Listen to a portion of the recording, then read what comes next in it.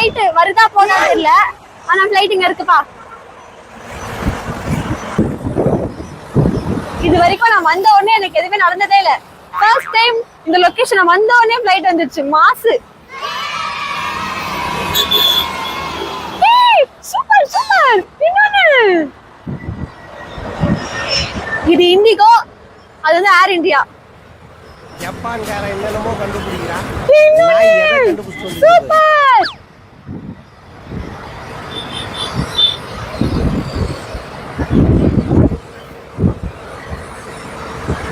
செம்மையா இருக்கு.